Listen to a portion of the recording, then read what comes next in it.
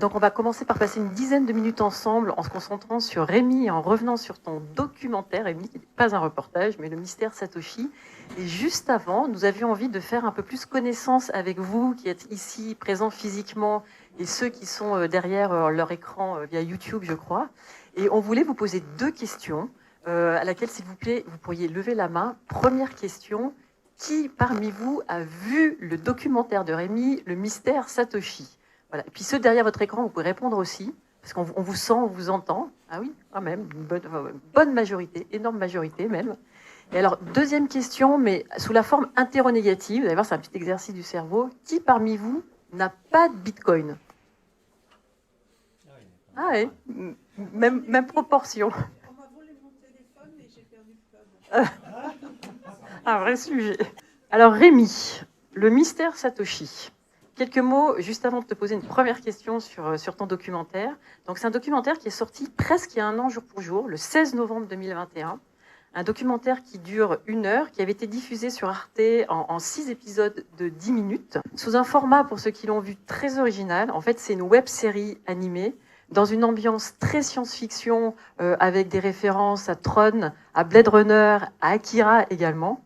Et aussi un biais ou un choix très original de faire vivre Satoshi Nakamoto, donc le créateur supposé de Bitcoin.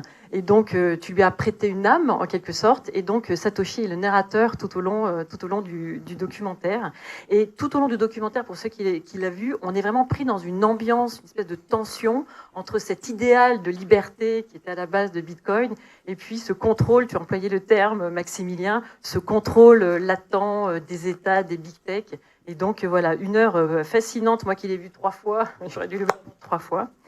Et d'ailleurs, sur tout début du documentaire, peut-être au bout de quelques secondes, tu fais dire à Satoshi cette phrase « Préserver sa vie privée à l'ère de l'exposition de soi, c'est un acte révolutionnaire ». Alors Rémi, première question, mais alors pourquoi donc ce sujet ? Tu es réalisateur, qu'est-ce qui t'a pris ? Pourquoi décides-tu, il y a quelques années, de réaliser ce documentaire ? Du coup, bonsoir à tous et à toutes, merci. Moi, j'ai commencé à m'intéresser à Bitcoin en 2017. J'ai un ami qui arrêtait pas de m'en parler. Et puis, au début, bon, voilà, un peu comme tout le monde, j'écarte ça du revers de la main et je me dis à quoi ça sert une monnaie numérique. Enfin, je veux dire, j'associais ça un petit peu à de la monnaie de jeux vidéo, comme quand on joue à Mario, on gagne des coins et puis en fait, c'est un truc centralisé dans une base de données, ça n'a aucun intérêt.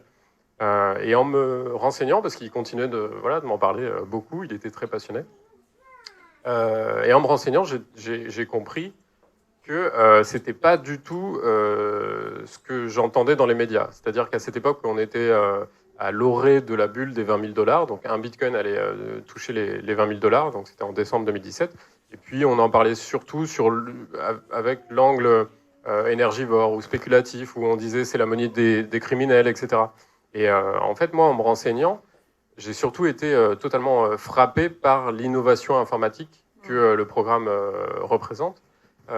Donc, c'est-à-dire utiliser le pair à pair, donc un réseau décentralisé à travers lequel tout le monde finalement communique des données pour créer une monnaie qui soit décentralisée. Voilà, ça c'était vraiment mon premier déclic. Et puis après, la figure de Satoshi. Donc j'étais là. Non seulement on a réussi cette prouesse-là, mais la personne qui a réussi, on ne sait pas qui c'est. Et ça, en 2000, donc on était en 2017, Facebook était déjà bien installé, mais quand Satoshi publie Bitcoin en 2009, on est au début des réseaux sociaux, on est vraiment voilà, l'ère du narcissisme généralisé commence à apparaître comme ça. Et puis quelqu'un fait le choix de rester dans l'ombre. Donc en fait, je me suis dit que j'allais entremêler deux arches pour raconter l'histoire du Bitcoin. Donc essayer de décrypter l'invention et en même temps m'intéresser à l'identité de Satoshi, parce que cette histoire-là, elle est totalement folle. Il y a des péripéties au fil des années, et il y en a encore. Et donc ça me paraissait être un bon moyen d'intéresser le spectateur et les spectatrices et de les saisir au début et de plus les lâcher, en fait. Voilà. Au début du reportage, Rémi, tu fais dire donc à Satoshi, je m'appelle Satoshi Nakamoto, vous ne me connaissez pas, du moins pas encore, pourtant mon invention va bouleverser vos vies. Alors Rémi, est-ce que le Bitcoin a bouleversé ta vie? Ah, la mienne? Oui. Il l'a pas bouleversé, mais oui, ça a changé des choses quand même. Ça m'a donné une histoire à raconter, donc ça déjà. Oui. Et alors à raconter, et qui a été vu, Nassima, tu l'as dit, à ce jour 2,6 millions de fois sur YouTube, peut-être à peu près autant sur Arte. Donc plusieurs millions de fois le documentaire, pardon, pas le reportage, a été vu. Selon toi, pourquoi un tel succès? C'est toujours dur d'expliquer pourquoi ça marche.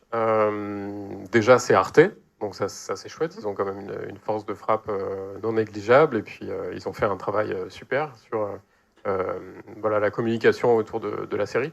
Ensuite, je pense qu'on est arrivé au bon moment, parce qu'on était dans une bulle. En fait, clairement, on est sorti, je crois, 10 jours avant la fin de la bulle. Enfin, le Bitcoin a tapé les 60 000 $ à ce moment-là. Donc ça, c'est un coup de bol pour nous. Et puis après, je pense que c'est aussi et c'est ça qui nous intéressait en fait, c'est que le Bitcoin, c'est un fait de société. Tout le monde en a entendu parler depuis quelques années, et finalement, tout le monde a envie d'en savoir plus, parce que ça reste quand même quelque chose d'un peu mystérieux, etc. Donc il y a cet attrait, cette curiosité pour le Bitcoin qui a joué, je pense, dans le fait que ce soit vu aussi autant de fois, quoi. C'était dans l'air du temps, en tout cas, je pense. Alors, c'est vrai que c'était dans l'air du temps. Il sort il y a un an, effectivement, dans un contexte favorable. Depuis un an, beaucoup de choses se sont passées. Alors, depuis quelques jours et quelques semaines, encore plus. Mais avec le recul, un an après, et peut-être même 2 ans après pour toi, parce qu'il y a eu un long travail avant, est-ce qu'il y a des choses que tu aborderais différemment? Est-ce qu'il y a des choses que tu vois différemment? Je pense pas que j'aborderais différemment les choses. Ma vision n'a pas tellement changé.